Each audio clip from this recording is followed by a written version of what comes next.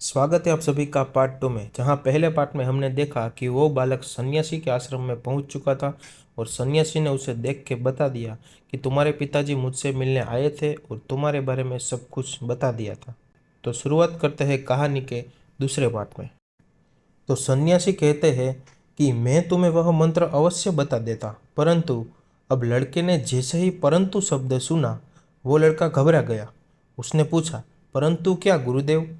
तब सन्यासी बोला, मैं तुम्हें वह मंत्र बताऊंगा, परंतु अगले 21 दिनों तक तुम्हें मेरी आज्ञा माननी होगी। मैं तुम्हें वह मंत्र 21 दिनों के बाद बताऊंगा। तब तक मैं तुमसे जो भी कार्य कहूंगा तुम्हें वह करना होगा। यदि तुम असफल हुए या कार्य के बीच में तुम्हारा संकल्प टूट गया तो उस मंत्र का असर नहीं होगा। दृढ़ निश्चय के साथ उस लड़के ने कहा कि मुझे आपकी सारी आज्ञा स्वीकार्य है। मैं अगले 21 दिनों के लिए आपका दास हूँ। आप जो भी कहेंगे मैं वही कार्य करूँगा। मुझे केवल और केवल उस मंत्र के बारे में जानना है। भगवान शिव ने कहा, हे देवी। फिर सन्यासी ने उस लड़के से कहा कि ठीक है, कल से तुम्हारा कार्य शुरू होगा। तुम इसी आश्रम में निवास करोगे। वह लड़का आश्रम में निवास करने के लिए तैयार हो गया। सन्यासी ने कहा कि यहाँ रहते हुए तुम्हें ब्रह्म मुहूर्त में उठना होगा और दूसरे शिष्यों की तरह ध्यान और तप करना होगा। साथ ही आश्रम के कार्यों में भी सहायता करनी होगी। ध्यान रहे, यह संकल्प टूटना नहीं चाहिए। भगवान शिव ने कहा, हे देवी। अब लड़का सन्यासी की बात से सहमत हो गया और अगले दिन से उसके कार्य के दिन की शुरुआत थी। इस बार उसने दृढ़ निश्चय किया, परंतु 1 सप्ताह बीतने के पश्चात ही उसका संकल्प टूट गया और वह 8वें दिन देर तक सोता रहा। जब वह नींद से जागा तो उसने कहा कि मुझसे कितनी बड़ी भूल हो गई है। वह रोते हुए सन्यासी के पास पहुंचा और कहने लगा कि हे गुरुदेव, मेरा संकल्प टूट गया। अब मैं जीवन में कभी सफल नहीं हो पाऊंगा।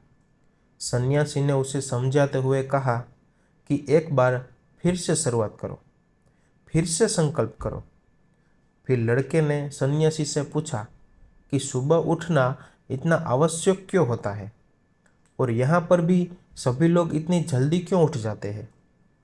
भगवान शिव ने कहा, हे देवी। तब सन्यासी ने लड़के को समझाते हुए कहा कि सुबह यानी ब्रह्म मुहूर्त में उठने के पीछे बहुत बड़ा विज्ञान छुपा हुआ है।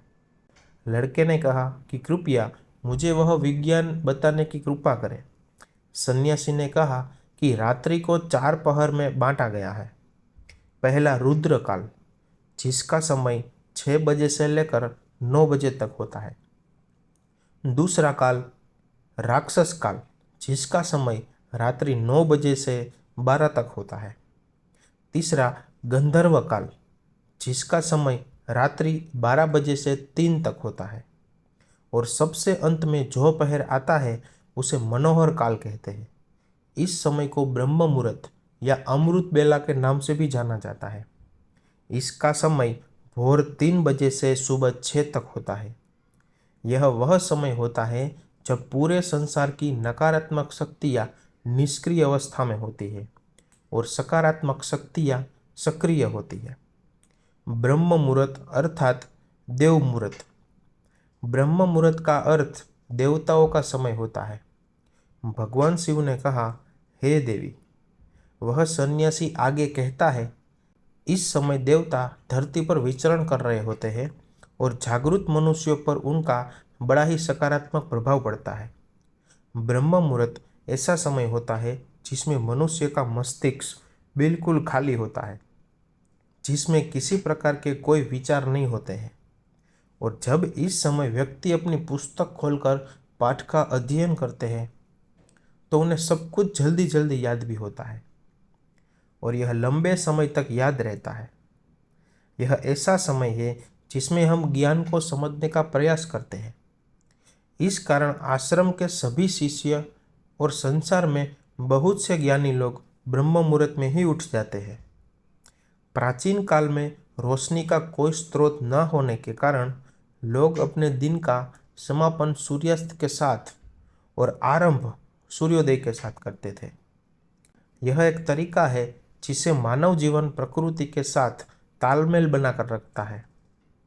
भगवान शिव ने कहा, हे देवी। फिर उस लड़के ने कहा कि ठीक है, मैं कल से अपना संकल्प फिर से शुरू करता हूँ, परंतु ब्रह्म मुहूर्त में उठकर मुझे क्या क्या करना चाहिए। तब सन्यासी ने कहा कि ठीक है, मैं तुम्हें बताता हूँ कि ब्रह्म मुहूर्त में क्या करना चाहिए और कैसे करना चाहिए।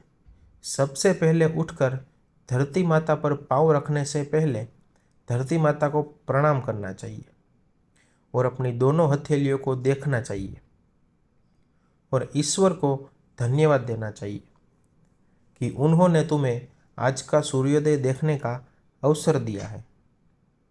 इसके बाद नित्य कर्म और स्नान करने से शरीर की ही नहीं बल्कि मन की भी शुद्धता भी बढ़ती है। स्नान करने के पश्चात ध्यान की प्रक्रिया होती है।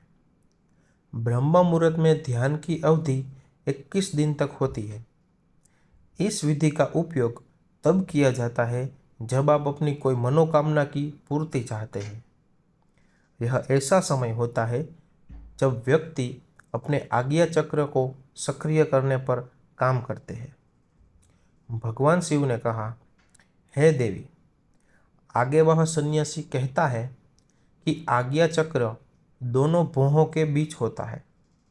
यह संकल्प का स्थान भी कहा जाता है। अगर इस चक्र पर ध्यान केंद्रित किया जाए और अपनी मनोकामना को बार बार दोहराया जाए तो मात्र 21 दिनों के भीतर वह मनोकामना पूरी हो जाती है।